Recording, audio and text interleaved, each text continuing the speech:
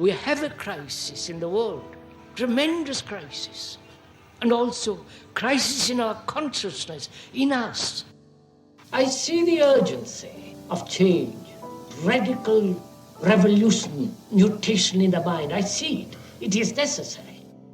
There is complete quietness of the mind, and that which is silent has vast space.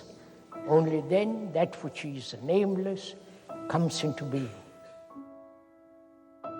This is Urgency of Change, the Krishnamurti podcast.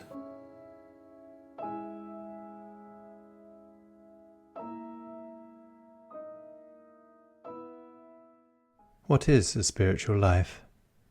Is it a life of total freedom? Freedom from sorrow, freedom from fear, freedom from all conditioning. To be free.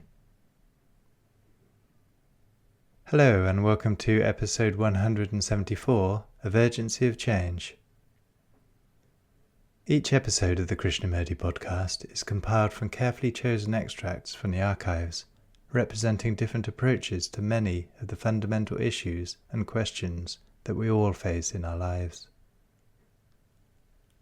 This week's theme is spirituality. Upcoming themes are pain, responsibility, and teaching. This is a podcast from Krishnamurti Foundation Trust, based at Brockwood Park in Hampshire, UK. Brockwood is also home to Brockwood Park School, a unique international boarding school offering a personalised, holistic education for around 70 students. It is deeply inspired by Krishnamurti's teaching, which encourages academic excellence, self-understanding, creativity, and integrity. Please visit brockwood.org.uk for more information. You can also find our regular Krishnamurti quotes and videos on Instagram, TikTok, and Facebook at Krishnamurti Foundation Trust. If you enjoyed the podcast, please leave a review or rating on Apple Podcasts, which helps our visibility. This week's episode on spirituality has 5 sections. This first extract is from the third question and answer meeting in Ojai, 1982, titled, Are There Levels of Spirituality? Do levels of spirituality or consciousness exist? What part do psychic healing, astral projection, the ability to see auras and entities, etc., play in all this? And can these interfere with relationship and our abilities to see clearly? I don't know quite how to answer this.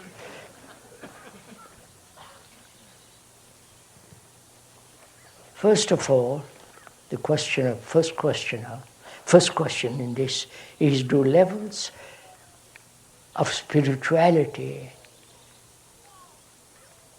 or levels in consciousness exist?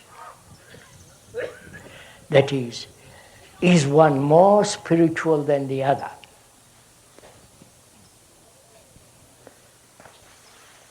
You understand? The more, that is one nearer truth than the other fellow?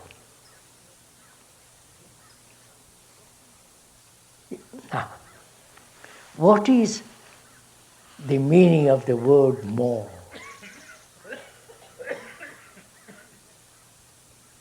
The more is a measurement, isn't it? I am this, I will be more rich tomorrow. Or I am violent now, but I will not be violent another week's time. So the mind is always measuring. I'm tall, you're short, you're fair, somebody's black, somebody's yellow, somebody's pink. Measurement. That is, measurement is comparison. And the word measure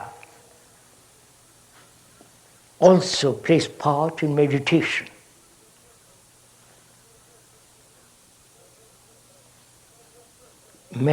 Measurement and meditation are related.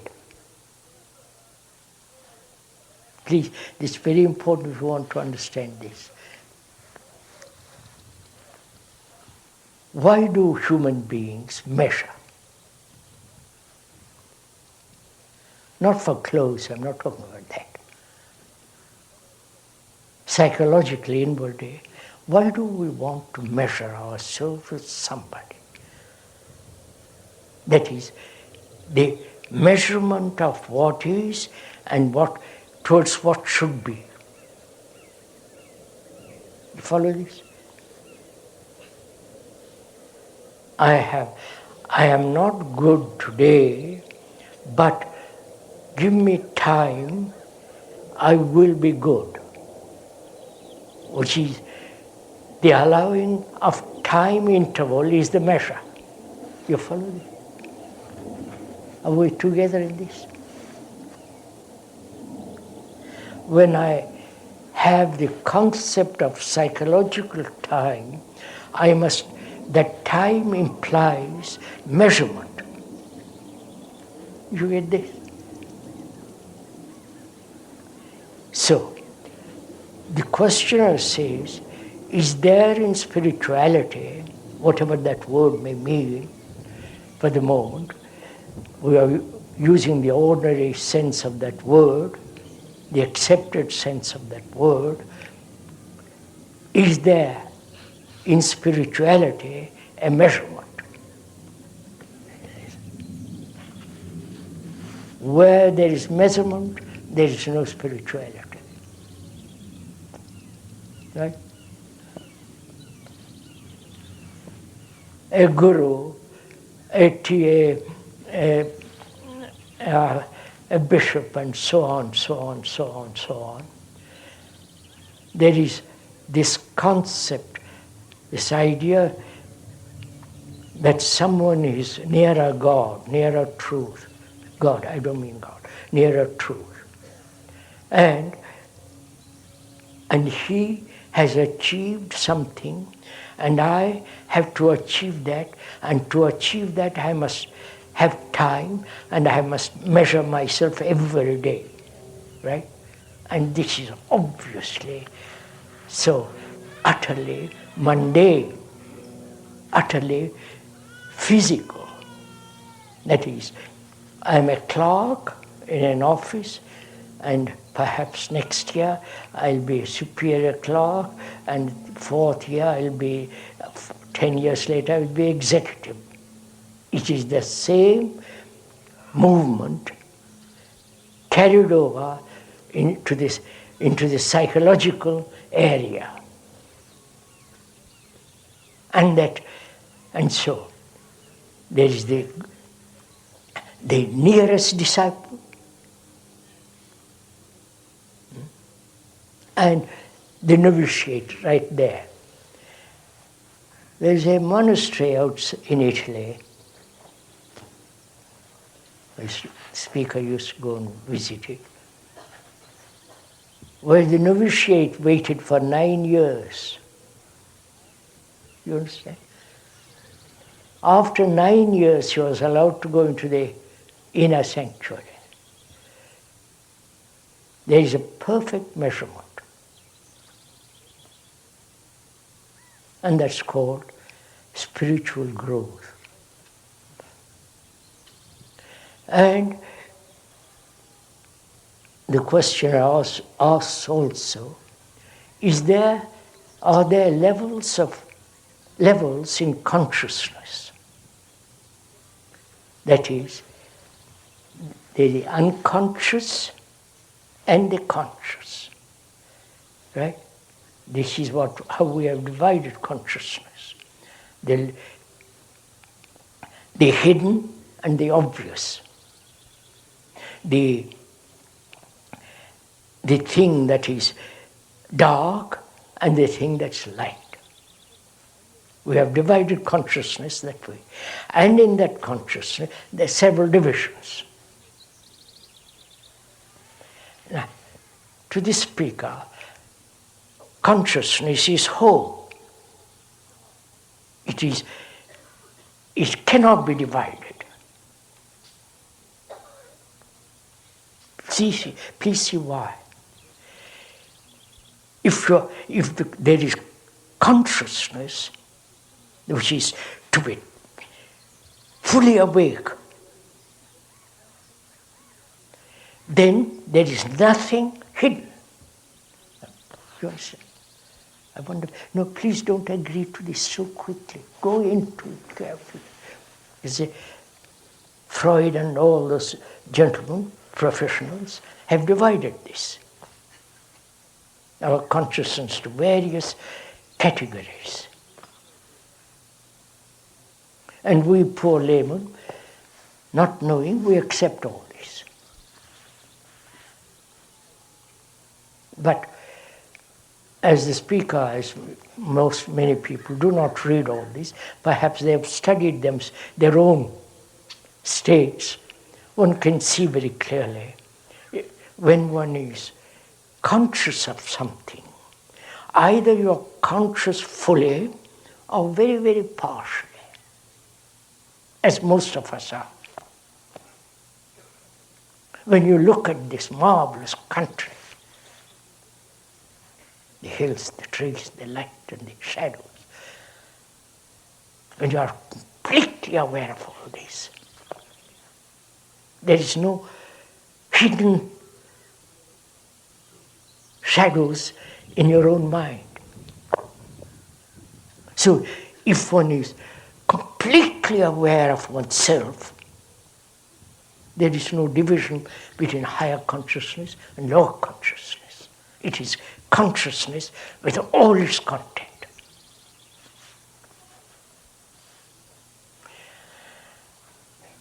One can divide.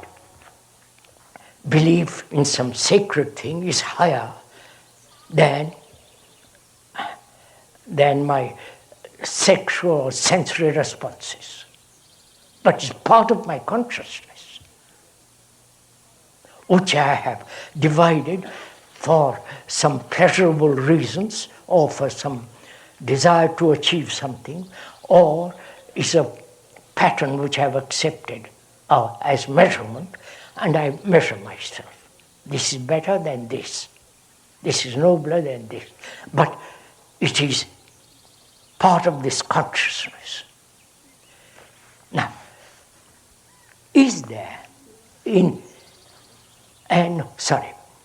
can my unconscious, that is, the deep, please listen to this, the deep, undiscovered traces of fear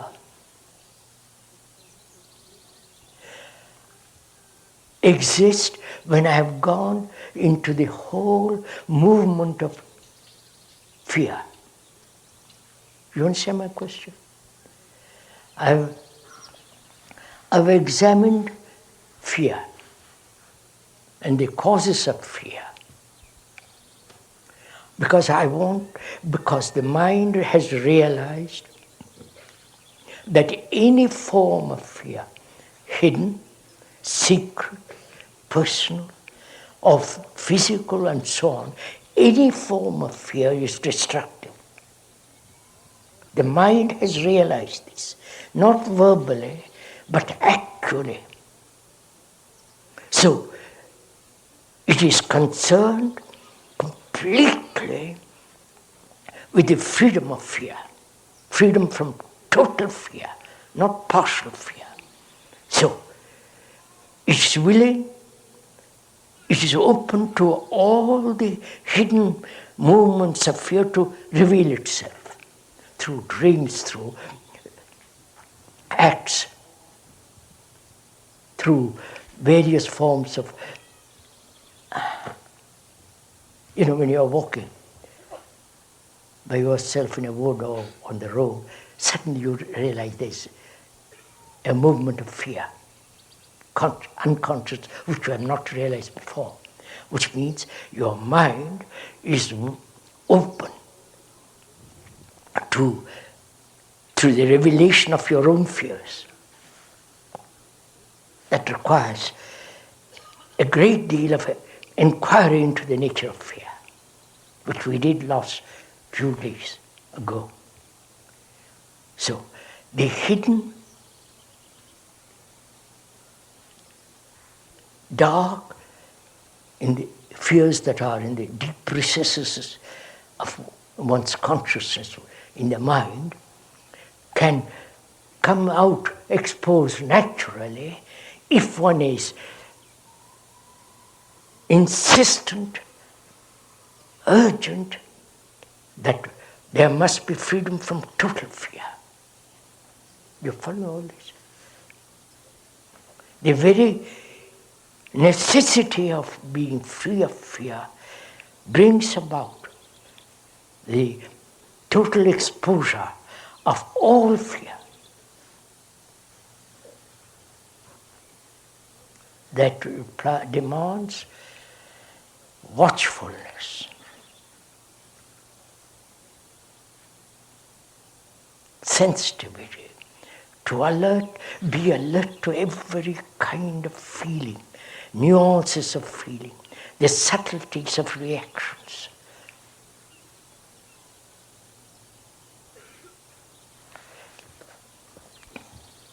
So, as long as there is measurement, there must be division, both in consciousness and in so-called spirituality. What part do psychic healing, astral projections, the ability to see, or blah, blah, play in all this? And can these interfere with the relationship and our abilities to see clearly?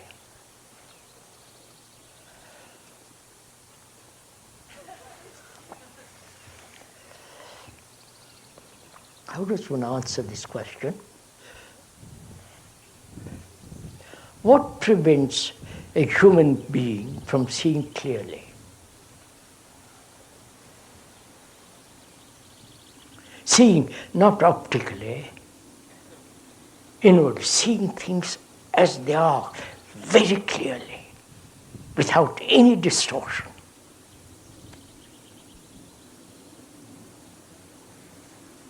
Outside agency, astral projections, imagination,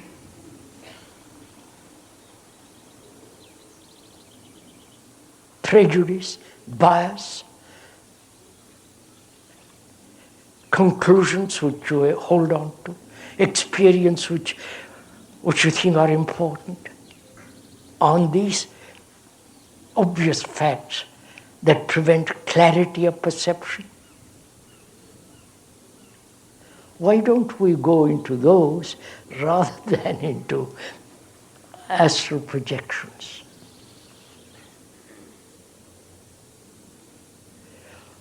You know that word astral projection, so you say, I won't go into that, sorry. What part, psychic healing.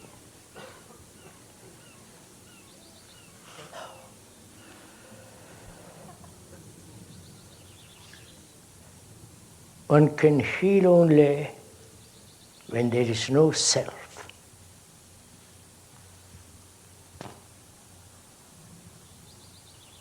You understand it?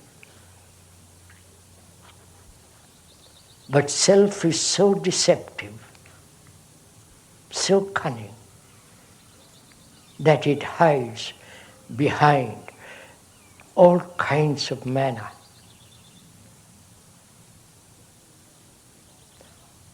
Suppose I am a devout religious person attached to some form of symbol or idea, a projection. And that projection is me, greater, nobler, is the highest form. I'm still selfish. I'm still me, only glorified. As long as there is any sense of the self, healing becomes rather tawdry. But when there is no self at all, there is a possibility of healing.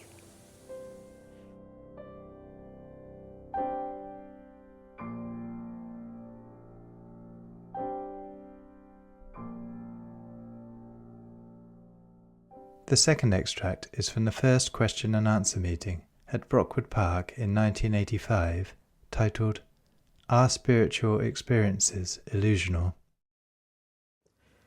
At various times, we've had mystical and spiritual experiences.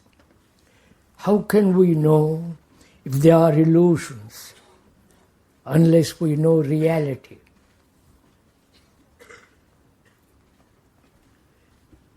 How do you answer such a question? If it was put to you, how do you approach it? What's your reaction to it? How do you come so close to it that the question itself unfolds? You understand? The question itself begins to evolve.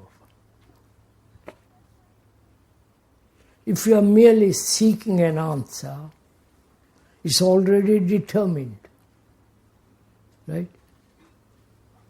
Are we seeing this together? To find an answer is fairly easy. But to delve into the question, to see all the complications of that question. It's like having the map of the world in front of you, seeing all the countries, the capitals, the villages, the hamlets, the rivers, the ocean, the hills, the mountains, the whole of it. How do you look at this question? Not the answer. Perhaps the response to the question may lie in the question.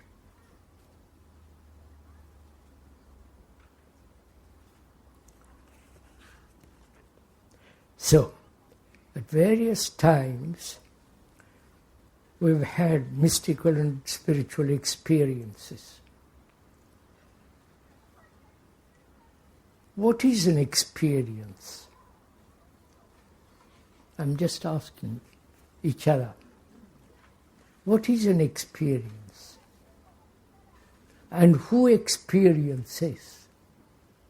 Right? I may have had or having some kind of mystical experience.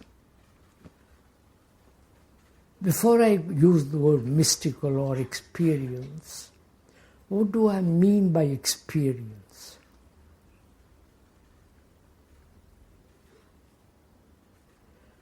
And does experience involve recognition? Right? Does it involve a sense of something happening to me from heaven or from some place or something other, which I call mystical, which is not the daily experience, but something totally outside, which happens to me. And I call that mystical or spiritual.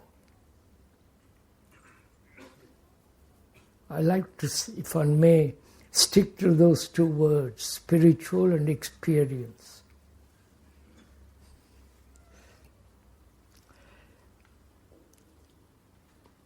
Is there an experience without an experiencer? Do you understand my question? Are we together exploring into the question, or are you waiting for the speaker to explore it? So we are walking together, step in step, slowly or fast, but we are together, step by step, right? We agree to that? If we do not agree, if we are friends talking over this problem, I've had a spiritual experience, suppose, and what do I mean by those two words? Experience. Something new, something that I've already had renewed, or something that is happening to the experiencer. You understand? And if the experiencer is experiencing, and that experiencing is a form of recognition, that is the remembrance, identification, and so on, to that which I call experience, then there must be in that feeling that I've already known it. Otherwise I couldn't recognize it. It's fairly simple, isn't it? I don't want to labor the point. It's fairly clear. As long as there is an experiencer experiencing, then it is something that is happening to the experiencer. Something separate, something which is not ordinary, which is not a daily, boring, habitual experience that one has. Right? Are we playing the game together? So, as long as the experiencer is there, every kind of experience, call it mundane or spiritual or holy or sacred or releasing energy and all that stuff that goes on, mostly nonsense.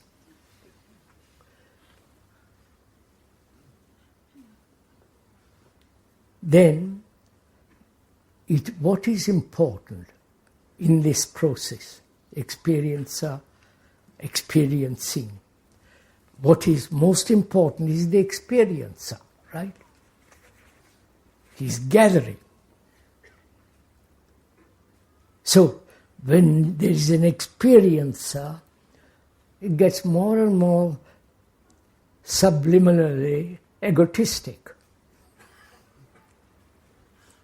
More and more, I know a great deal which you don't know. I've had marvelous spiritual experience. I'm illumined. Poor chap, you are not. Come with me. Give me all your money, then you'll be quite safe. They are playing this game, I assure you. Surrender yourself. Put on the beads which I give you, and all that rather silly game that's going on in the world. And what is spiritual? Religious? Something holy? Something unexpected?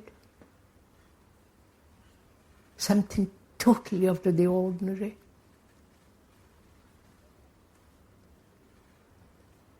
Why do we want something totally outside the daily life?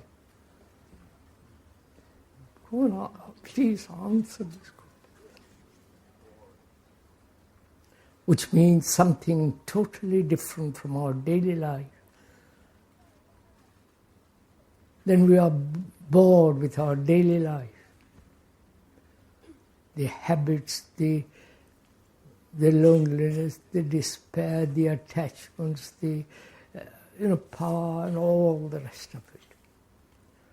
We want to avoid all that and invite heaven, which is called spiritual. We can deceive ourselves so enormously. Right?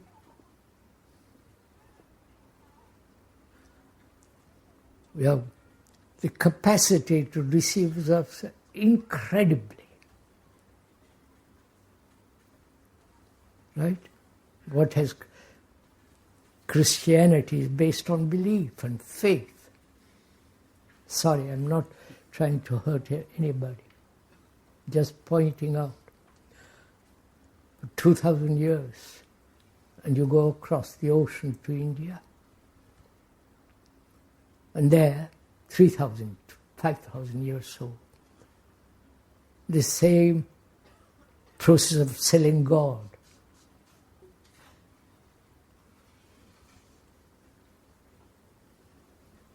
Why do we have to believe all this? Because we are frightened.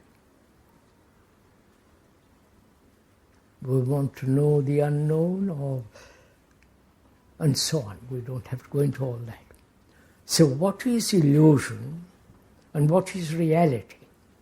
You follow? Are we following this question? Questioner says, how can we know if there are illusions unless we know reality? Then we have to examine what is reality. What is reality? The real, the actual. Is you are sitting there, the speaker is up here, unfortunately. And reality is nature, that tree, that animal, that dog, the marvelous earth, the blue sky about us. Reality. Right? Reality, I have feeling for my wife, husband, sister, and so on. And so on. The whole movement of recognition and the actual. Right? I wonder if we are together in this. The actual, you and the speaker are sitting now. 12 o'clock. That's actual. There is wind. I hope it won't rain. And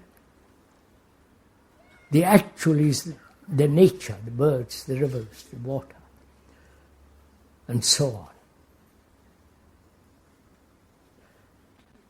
And the questioner says, I can't know what is an illusion unless I know reality. Right? What is reality in ourselves? Is there anything real in us? Actual. Or is it all a movement, change? The other day in Switzerland, when we closed Saanen, gathering all together, no more, some people came up and said to the speaker, we are so sad we have closed it. And the speaker says, when you are sad, it's about time we closed it. You understand? We closed it. So nobody wants a change. Very few people want fundamental change.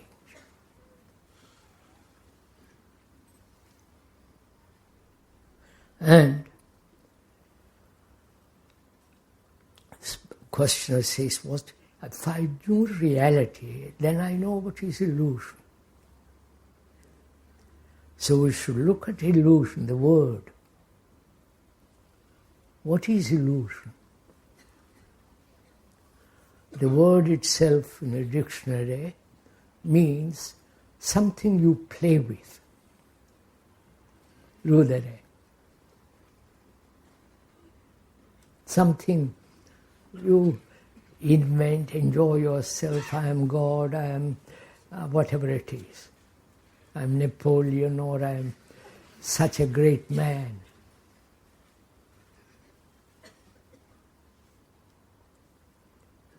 You play with something that is not actual.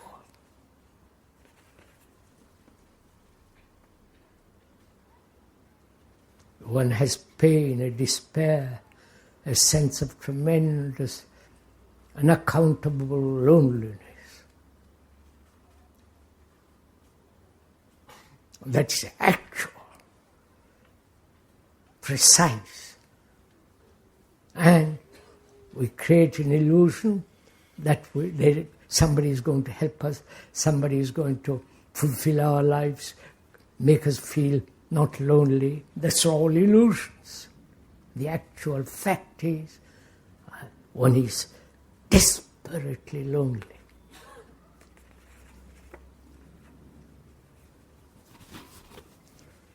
So it's fairly simple to see for oneself, if one wants to. What is an illusion? What is reality?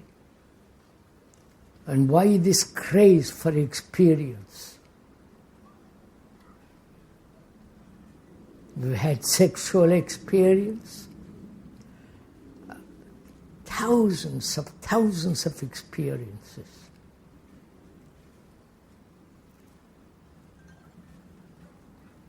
Everything going from here across the field, you see the birds, the house martins and so on. That's an experience. But you don't call that spiritual. I see you sitting there. It is a challenge. It's moving. So, what is important in all this is why the experiencer invents all this. You understand? Why the experiencer?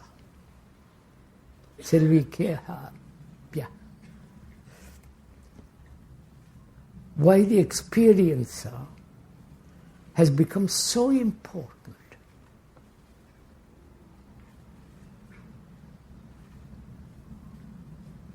Is there a period where the experiencer is not? That's a real question, not what is reality, what is illusion, what is experience, and all the rest of it. But is there a period, a length of time, a space, where the experiencer, the observer, and so on is not? Then you don't want experiences. You understand? There's nothing. See, that's word. The word nothing. Sorry, I'm not a dictionary. Means not a thing. Not a thing not a thing of thought. You understand? Nothing means there is the end of time and thought. That's where there is no experiencer at all. That's the real thing, not all this.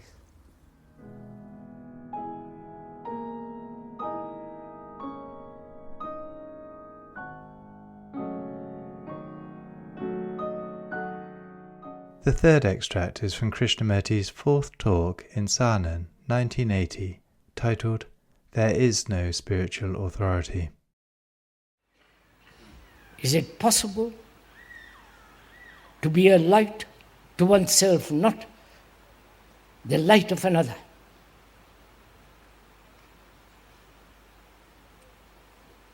Because our brain has been trained and evolved and accepted authority. Not only the outward authority of law, which is necessary, but the authority, the psychological authority, the so-called spiritual authority.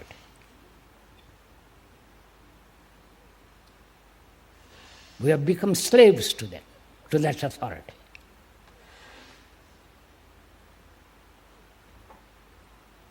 And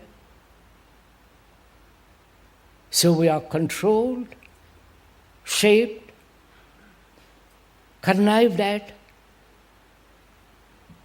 by those who say we know, we have attained, we will tell you what to do, follow us, we will lead you to heaven, save you from your sins, and all that business that goes on in the world.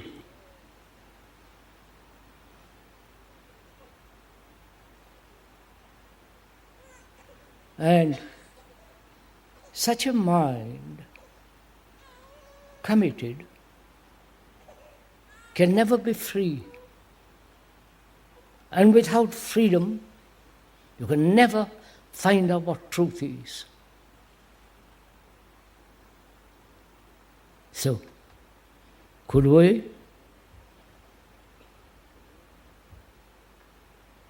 in listening to this obvious fact, because we cannot, we feel, stand by ourselves.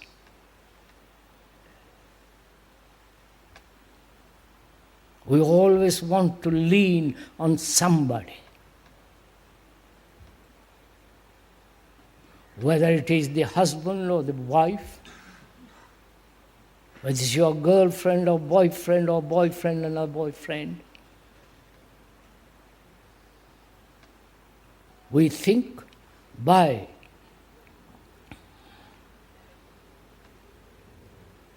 leaning, seeking comfort from another, our brains have depended on the authority of the Spirit. Please do pay little attention to this if you are serious. And so our brains have been conditioned to accept spiritual authority. The priest, the guru, the man who says, I'm enlightened, so I will lead you to that. A man who is enlightened, when he says he's enlightened, he is not. Because enlightenment is not a thing to be experienced. It's a state of mind that's gone beyond all thought. We'll go into that when we talk about later on, about meditation and so on. So, can the mind, your brain, which has been trained to accept authority, and therefore its own particular discipline, can that brain immediately free itself from that authority? Not the authority of law, not the authority of the policeman. You may disagree with the policeman, but there is the common supposed to be a common protector and so on. The law that you must keep to the right in this country, and in England keep to the left. So, now can you, in listening, see the consequences of accepting authority outside? The authority of God, you understand? The God who has been invented by thought, and the authority of the worldwide priesthood, which says, I will help you to attain, help you to reach. You following all this? Because when you accept such authority, you must invariably bring about disorder.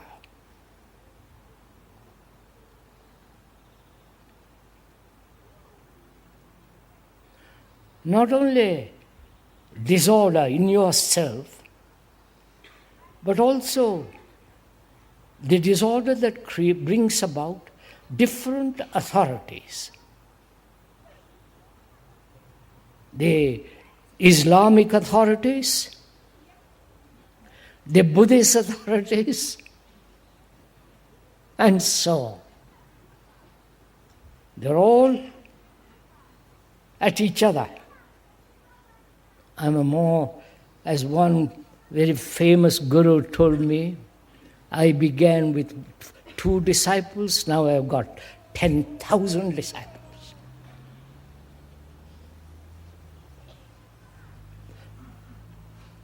You understand, sirs, all this? So, when there is the acceptance of psychological, so-called spiritual, the authority of the spirit, the inwardness, then there must be disorder, because it brings conflict in yourself. You may say, I accept that authority because it pleases me. It gives me help. It gives me sense of protection.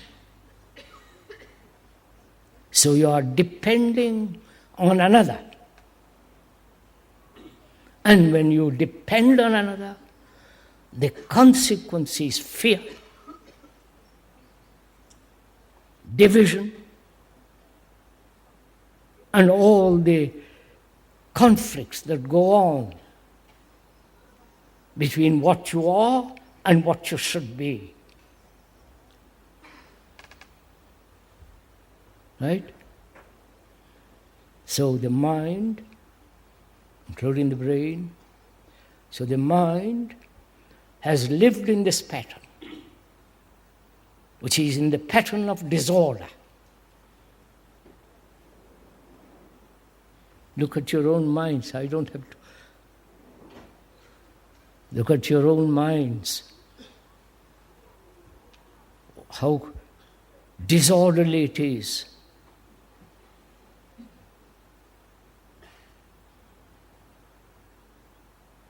Disorder means conflict.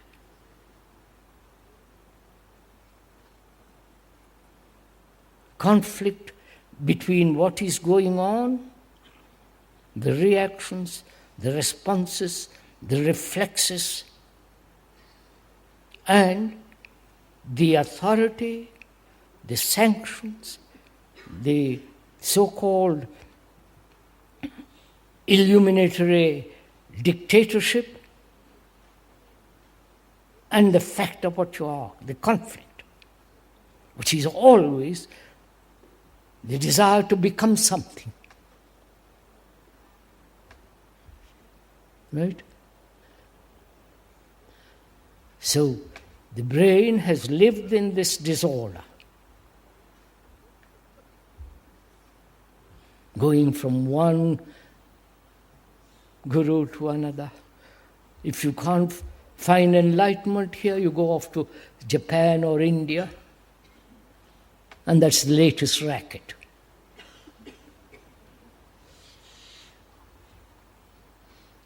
So truth is where you are, not in India, not in any other country or any other people. It is where you are, and where you are with all your troubles, worries, depressions, and the miseries.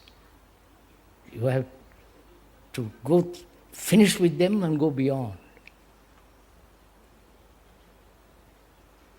And that nobody on earth can give you that freedom from sorrow, freedom from anxiety. It's only you that can do it. So it's vain and useless to go off to various countries, seeking various spiritual authorities and living in their concentration camp, which is called ashramas. This is the game we've all played for millennia. This is not something new. For 2,000 years, the priests of the Western world played this game. In India, they've been much longer at this. So this is the cause of our conflict, because we are looking to another.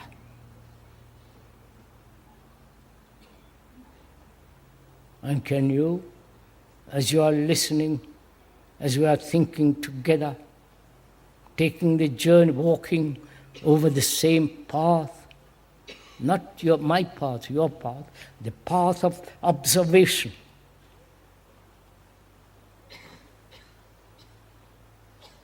Can you see what your mind, your brain has become, and end this sense of spiritual authority immediately?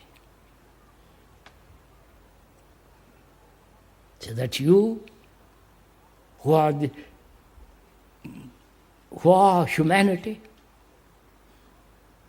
you are humanity, you are not an individual.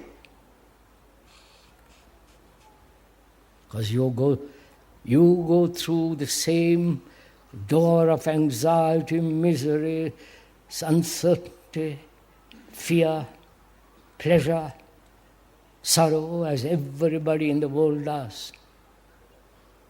So you are humanity, you are the world. And your brain is the world. And if you see immediately the truth of this fact, that conflict, in essence, comes when you are accepting authority, spiritual authority, from another. And this conflict arises not only from that, but being incapable of observing actually what is going on within yourself, without any distortion, without any judgment, just to watch it.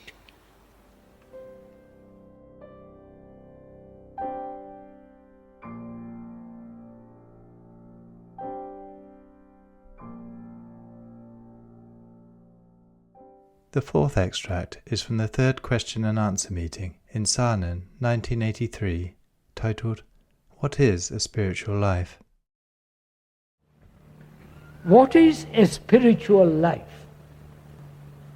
A religious life? Not all the religions, not the monks and all that. They're not religious. I know they will abhor me when I say that. I'll show it to you logically why it's not. It's all put together by thought. The invention of God is put there by thought. It's simple, all this is clear when you understand the activity of thought. So what is a spiritual life? I'm asking you. You have strange robes, who attend churches, mass, or do some kind of puja in India, or go to temples and mosques. What is a religion? What is a spiritual life? The word spiritual is not pleasant, but we'll use it for the moment. What is a spiritual life?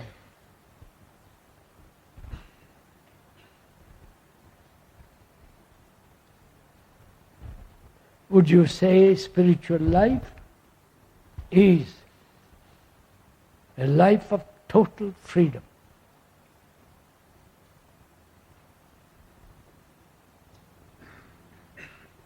Freedom from sorrow, freedom from fear, freedom from all the conditioning.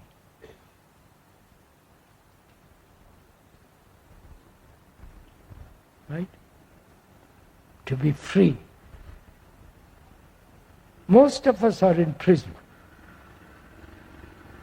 Prison of our own making, of ideas, or other people's concepts, their own prejudices, their own experience. They're like bars that hold us in prison. Most of us are slaves to tradition.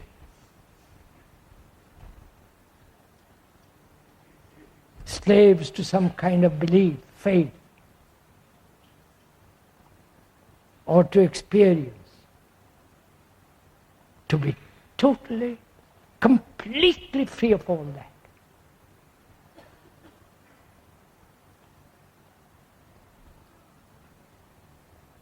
Freedom, as we said before, that very word implies love. If there is no freedom, there is no love. You cannot possibly achieve that freedom through some figure, symbol, person, idea. Freedom means the ending. Ending of the self, the me.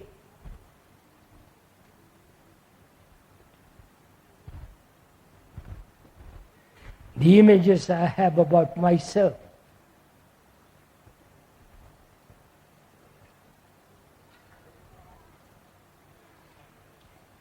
Then when the mind, brain is free, only then is there that supreme intelligence. Not all the rituals, all the all the trivialities, for God's sake. Sitting in a posture, meditating, breathing, you follow? That's not, if one can use that word spiritual, that's not all. That's all the movement of memory and thought. And as thought is limited, which we've gone into, I won't now. So, we have reduced our life into a very small, petty little affair. To be free of that. Entirely. And it's possible. Don't accept my word for it. I say it is possible. Find out, do it. So that we a religious, so-called spiritual life, then there is no division between you and another. You won't kill another. Your country is the country of the world. The world is your country.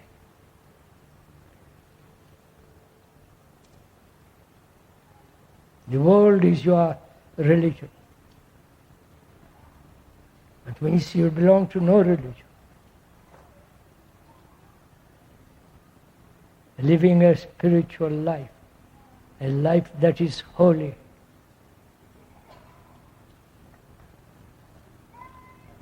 Is not something for the elite, for the few. But if you want, if that is what is necessary, you work at it.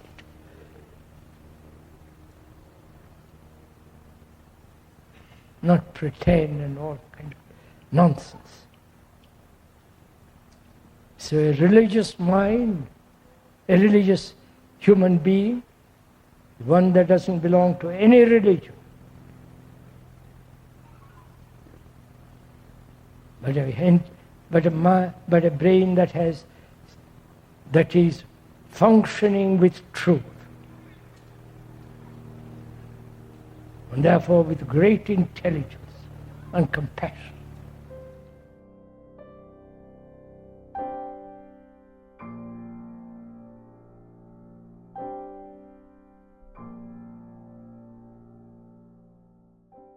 The final extract in this episode is from the 7th talk in New Delhi, 1963, titled The Religious Spirit. Now we begin to see what is the religious spirit. The man who has ideals is not religious.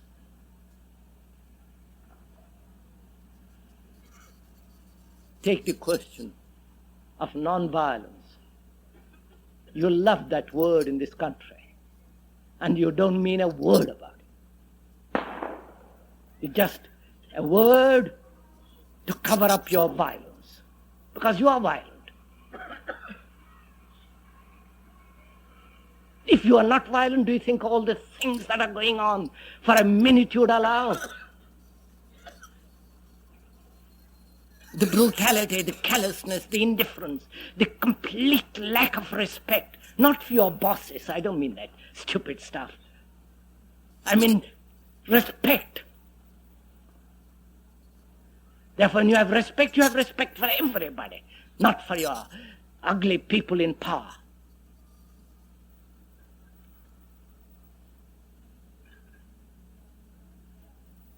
So,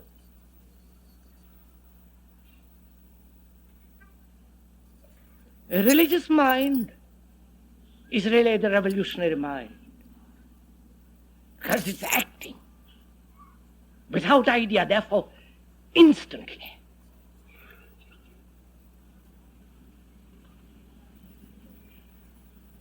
It is only such a mind, and therefore it's only a mind that is new, fresh, innocent, a decisive mind. It's only the young mind, you understand, young mind that can decide, that can say this is so. Not out of impetuosity, not out of some personal opinion or so, but because it sees, actually, without conflict it observes what is true. It's only the young mind, the innocent mind.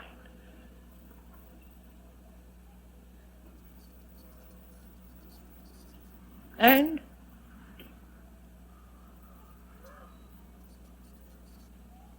the religious mind, the spirit, is not divorced from beauty. Now, we again have to examine semantically these two words, the meaning of these words, beauty. You understand? Look at your religion. There is not one atom of beauty in it. Is there? Look at it.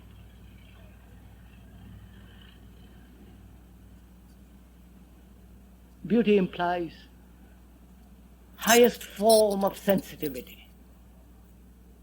Not for pictures, the sensitivity of a mind that is alive, fresh. Therefore everything has its own beauty, even the most ugly thing, which is not an idea. We have in this country divorced beauty from religion, and therefore you have ceased to be religious.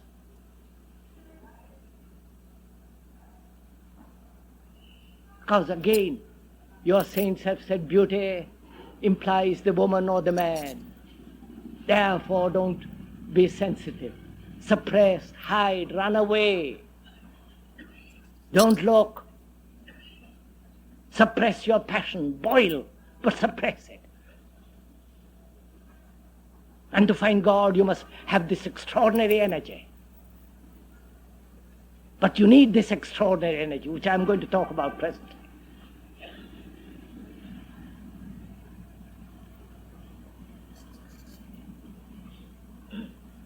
So, having divided religion, beauty from religion, you have ceased to be religious. To you it doesn't matter a tree, the color, the sky, the run, the light on the water, a bird on the wing. It doesn't matter to you. But God, repeat God and the Gita and this and that. Oh, tremendous meaning. So our lives have become hard, brutal, and the saints have insisted on austerity. Therefore you say, I must suppress. You know, austerity is the most lovely thing. Not practiced by your saints and all the rest of the gang. But I am using the word gang purposely without any disrespect. To feel this sense of austerity is a lovely thing. It's not hard. And you can only be austere when there is sensitivity. You understand? To be sensitive. To have all your nerves, your eyes, ears functioning at the highest level.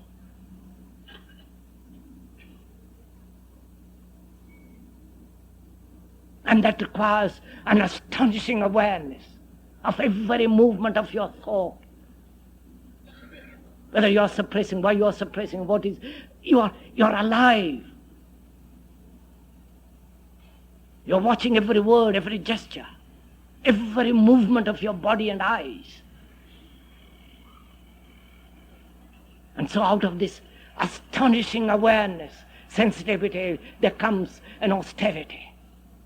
Without harshness, without bigotry, without cruelty.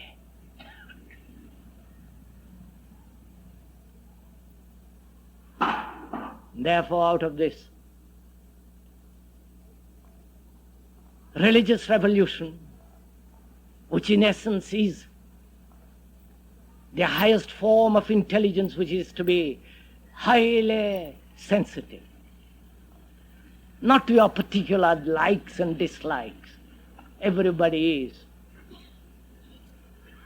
but to be sensitive to the whole human existence, with all the complexities, with all the problems, with all the despairs, anxieties, sorrows, to be aware of it, to watch it. And in the very process of observation there is discipline. And that discipline is austere, without any sense of suppression. Then,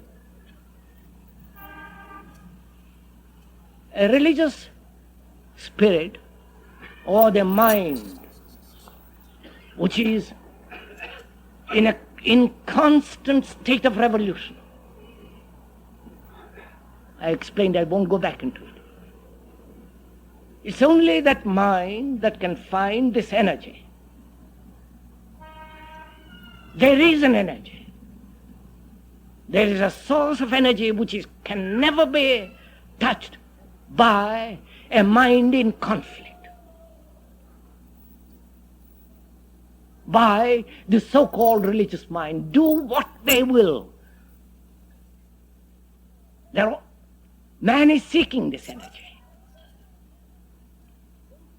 because that is the source, the origin.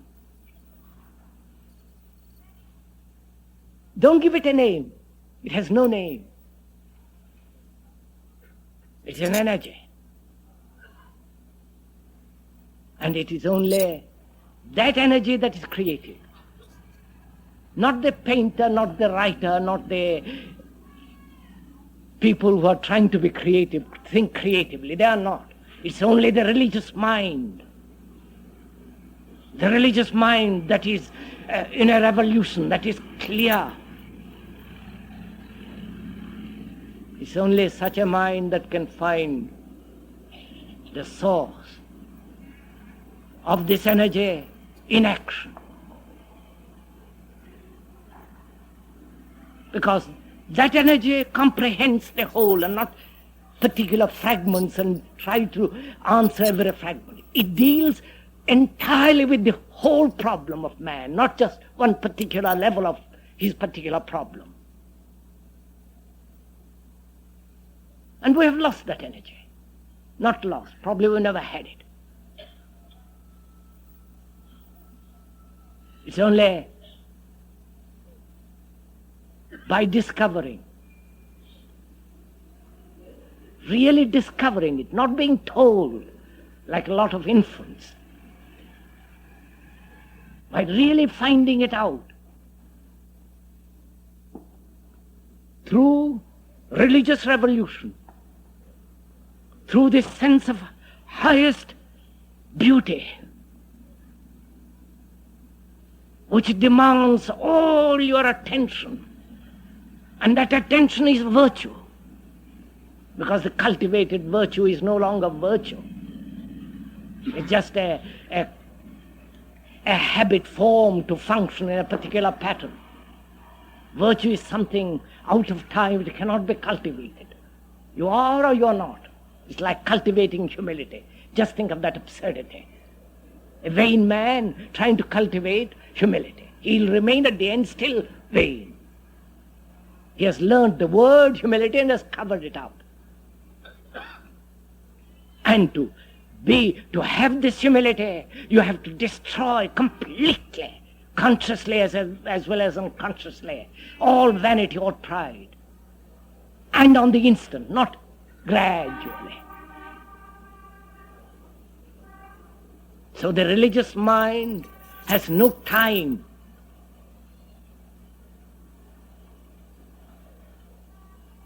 Therefore, no idea as a psychological idea according to which it is functioning. A religious mind is acting. Not socially, economically, or politically, it is acting. Because it has found, it has discovered that source, uncontaminated by thought, uncontaminated by conflict.